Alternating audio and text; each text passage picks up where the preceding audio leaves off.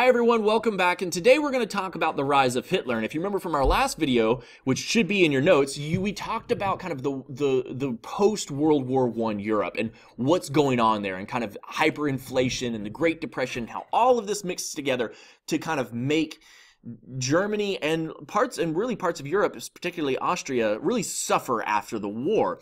And so today we're going to backtrack just a little bit in history. We're going to talk about the early life of Adolf Hitler, because I feel like before you can know about what Hitler is like as an adult and kind of his anti-Semitic views and his his beliefs in the Nazi Party and the Aryan race, you kind of have to understand a little bit about what his life is like before we get to that point. So today's kind of discussion is the rise of Hitler, and you need to make sure you have all of this information in your notes. Add these in because it's going to be really important to understand the full picture of Adolf Hitler.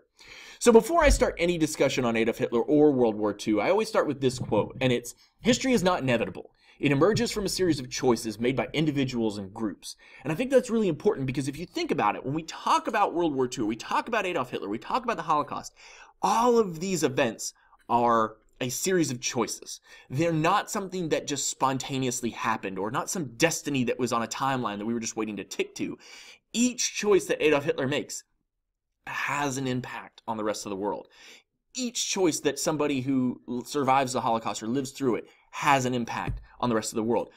The Nazis have an impact on the rest of the world. So all of these choices that they make have consequences. So remember that as we talk through each one of these. So let's talk really quickly about Adolf Hitler's early life and give you a little bit of background information on his parents in particular. So Alois Schicklgruber is his father. His name is not initially Hitler. His name is Schicklgruber, and he's a very strict and brutal man, particularly towards Adolf Hitler, and mostly because Adolf had an older brother who was largely a kind of an unsuccessful loser for the most part. He's not somebody that Alois sees and holds in a very high regard. He doesn't feel like he's very successful in life. And so Alois is determined that his son, Adolf, his younger son, is not going to be like his older brother. He is going to be stronger. He's going to have a career. He's going to be something in this world. Now, a little bit of background about Alois. His name, obviously, as I said originally, is not Hitler. It's Schicklgruber. He's an illegitimate child, and many historians believe that he was part Jewish, which is actually very interesting, because if you know anything about Adolf Hitler, we know that he's not quite particularly fond of people of the Jewish faith. He does die when Adolf is 13 years old. But before that, he's pretty outraged that Adolf wants to become an artist. Remember, he's insistent that his son is going to become a successful person. He's going to go to school, he's going to get a job, he's going to become successful. He's not going to be like his older brother. And so he is insistent that Adolf is not going to be an artist. Now, for everything and all the harshness that Alois, how hard he is towards Adolf, his mother Clara is the exact opposite. His mother is a very kind and loving woman. She's somebody who very much takes care of Adolf Hitler, and they had a very warm relationship. And when she dies, it strikes a big blow to Adolf Hitler. She dies of breast cancer when he's young, and he really never recovers from that. And even up until the day he died, he would always carry a picture of his mother with him at all times to be reminded of her love and her generosity and her caring for him. Now, here's a couple of pictures of Adolf Hitler when he was young, when he was in school. There's one of him as a smaller baby, and then one of him as a school child. And when we talk about his school life, Adolf Hitler's not a very good student. He's not very popular in school. He's not a very good student. He's rather lazy. He's probably one of those kids where PE and lunch are his two best subjects, other than maybe art class.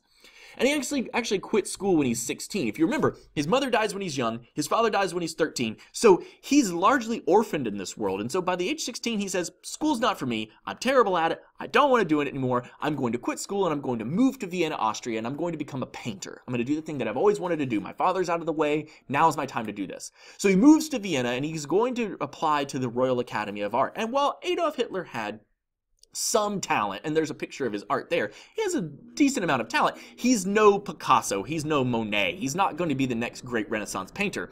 And when he applies to the Royal Academy of Art, which is a very prestigious institution, they turn his application down and they say, you know, you've got some talent, but you're really nothing more than just kind of an average artist. It's not anything that is so unique that we need to bring you on and feel like you need to be here. So he is now in a bind. Adolf Hitler has no education, he is orphaned, and he has no trade or no job in this world. So he lives on the streets of Vienna, and he paints postcards, he shovels snow, he does kind of odd jobs to make ends meet, he's living under bridges. he's had a rough existence up until this point. You know, he eventually will move into a homeless shelter where while there, he'll learn about something called the Aryan race. And it's this belief in that there was once this master race of humans that lived throughout Bavaria and parts of Europe. And they were these blonde-haired, blue-eyed kind of giants. And they ruled everything. They were super intelligent, super athletic. They were kind of the masters of the world. They were as what we known to be called the master race. And that it was the rest of the world's people who kind of degenerated and degraded this race and destroyed them. It's a fable, it's a myth, it's not true, but Adolf Hitler comes to believe it because he needs hope. He needs to feel as though he is part of something, and that is exactly what he does. He begins to believe that it's the rest of the world that has destroyed it. He looks around him and he sees all this struggle and all these problems that he's had, and he begins to blame it on others. You know, and he really doesn't take any credit or any blame for his own failures. He sees all of his failures as the result of other people, mainly those of the Jewish faith.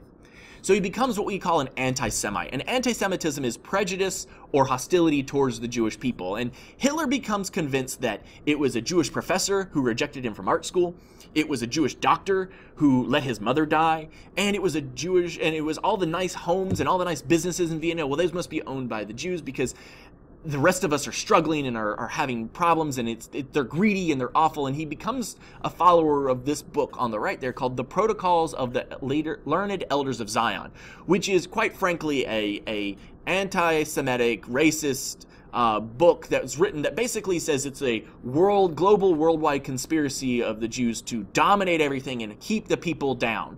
And Adolf Hitler becomes a big follower in this, and you'll see as he develops his weird, twisted ideology about the Holocaust and what he's going to do, he really pulls from ideas like this from the Protocols of the Elders of Zion. Now, during World War I, Hitler decides, I'm penniless, I have no education, I have no prospects in life, I'm going to join the military. And he goes to the Austrian military and says, I want to join. And he has to pass a physical, and he fails it. Remember, he has no food, he has no home, he's been living on the streets or in homeless shelters, he's very weak.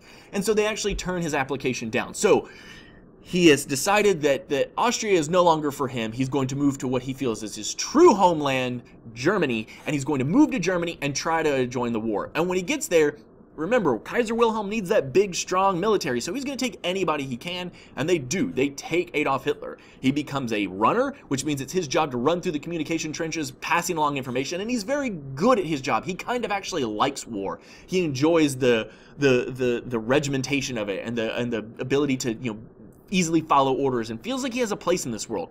He's a very good soldier. The generals love him, but as a result, the other soldiers, his fellow soldiers, don't. They don't really care for him. They see him as too much of a rule follower, and he can't let his hair down and kind of enjoy himself and kick back and relax. And so he moves up quickly in the ranks, and after the war, once it ends, this will kind of pay off dividends for him. But during the war, he is hit with mustard gas, and he's blinded, and he's also destroys his vocal cords, it destroys his lungs for a short time, and he ends up going into the hospital. And while there, Germany loses the war. They capitulate, they lose the war, and Hitler's outraged. He can't understand how this could happen. To him, Germany was the superpower. They were the one that was going to win this. They were the kind of the ancestors of the Aryan race. He cannot understand it. And so he will kind of recuperate, and after the war, his anti-Semitism and his belief and his hatred of the Jews is only going to grow because he is outraged at the end of the war. He'll become somebody who really resents the Treaty of Versailles and Brat, and he will come to lead Germany and use some of those things to his advantage. We'll talk about that in the next video, but the biggest thing you need to know is once he gets out of the war, he uses those connections, and his connections lead him to a job that basically works for the Weimar Republic, for the new government. His job is going to be to spy on other groups, other political parties. And when he does, he will go to a party meeting for the National Socialists, or what will be known as the future, the Nazi Party, and he will find and hear what he likes, because they're anti-Semitic, and they're fascist, and they believe in a lot of the same things that Adolf Hitler does, and he will want to join. And that will be what starts his destiny of becoming Chancellor of Germany.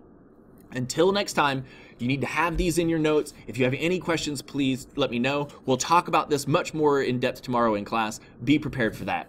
Good job, and have a great rest of your day.